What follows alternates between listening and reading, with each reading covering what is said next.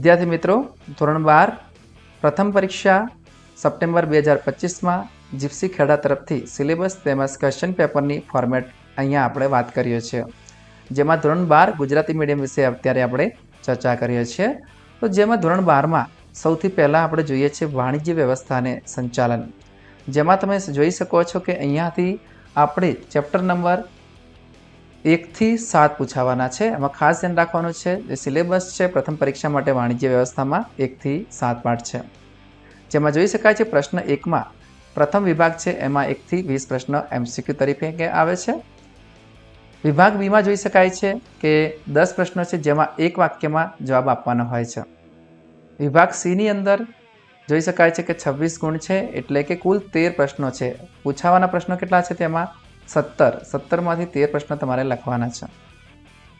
આ ઉપરાંત વિભાગ ડીની અંદર જોઈ શકાય છે કે કુલ 48 થી 59 પ્રશ્નો અહીંયા આપેલા છે, જેમાં 12માંથી તમારે 8 પ્રશ્ન ખાસ લખવાના છે, એટલે કે દરેક પ્રશ્નનો ગુણ 3 છે.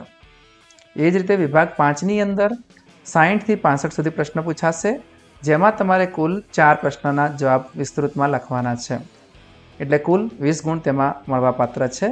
તો આ છે વાણિજ્ય વ્યવસ્થા ધોરણ 12 પ્રકરણ 1 થી 7 પૂછાશે, જેનું ખાસ ધ્યાન રાખશો. આગળ આપણે ઝડપથી જોઈએ એકાઉન્ટન્સી છે, જેની અંદર પણ તમારે ખાસ ધ્યાન રાખવાનું છે. પાર્ટ 1માંથી કુલ 1 થી 7 પાઠ પૂછાવાના છે. અહીંયા તમે જોઈ શકો છો, જેની અંદર વિભાગ એની અંદર અહીંયા 10 પ્રશ્ન અહીંયા ફોર્મેટ આપેલી છે, ખાસ ધ્યાન રાખજો. 1-2 વાક્યમાં ઉત્તર આપો, એમાં પણ 10 આપેલા છે. વિભાગ Cની અંદર દરેકના 3 ગુણ આપેલા છે. આ ફોર્મેટ જોઈ લેશો. કદાચ અહીંયા મારા ખ્યાલ પ્રમાણે વિભાગ એની અંદર 20 MCQ આવવાના હોય છે, પણ એકાઉન્ટન્સીમાં એકવાર ચેક કરી લેશું. અહીંયા પેપર સ્ટાઇલ એકાઉન્ટની પણ આપેલી છે, આ જોઈ શકશો. ત્યારબાદ આંકડાશાસ્ત્ર છે. ખાસ આપણે ધ્યાન રાખવાનું છે પ્રકરણ. તો વિભાગ 1ની અંદર જે આંકડાશાસ્ત્ર છે એમાં 1 થી 4 પાઠ છે, અને પ્રકરણ 2ની અંદર ચેપ્ટર 1 પૂછાવાનું કહેલ છે. એની પેપર સ્ટાઇલ આપેલી જ છે, તમે ધ્યાનથી જોઈ શકો છો. આંકડાશાસ્ત્રમાં વિભાગે 20 માર્ક્સ છે, ધ્યાન રાખજો.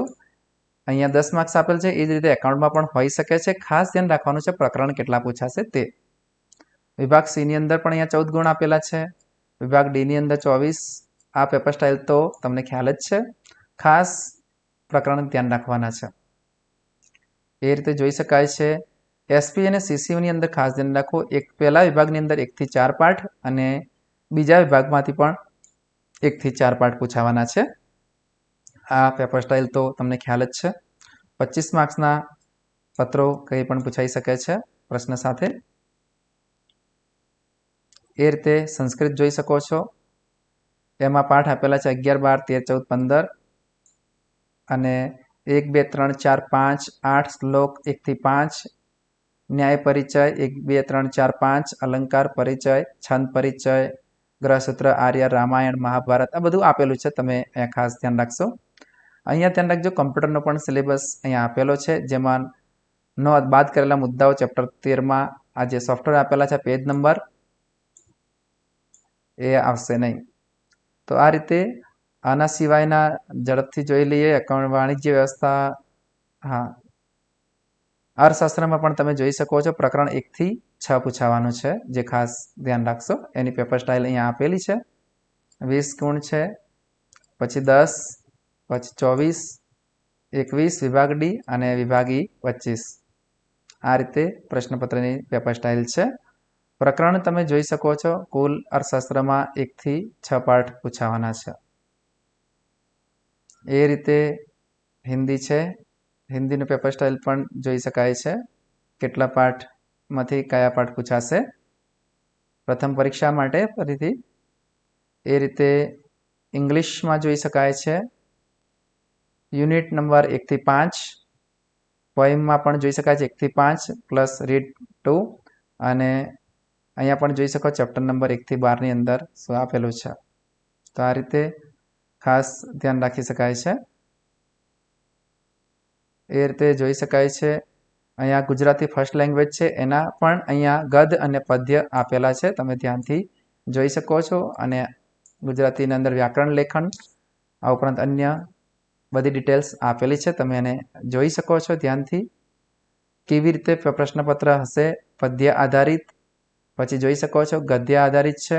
વ્યાકરણ આધારિત કેવી રીતે પ્રશ્નપત્ર પૂછાશે. અર્થગ્રહણ પણ જોઈ શકો છો. લેખન સજ્જતા જોઈ શકો છો. આ રીતે ગુજરાતીની પેપર સ્ટાઇલ આપેલી છે. તો આ વાત કરી છે આપણે ધોરણ 12ની પેપર સ્ટાઇલ, જે પ્રથમ પરીક્ષા માટે જીપ્સી તરફથી નક્કી કરવામાં આવેલી છે, જે ખાસ ધ્યાનમાં લેશો.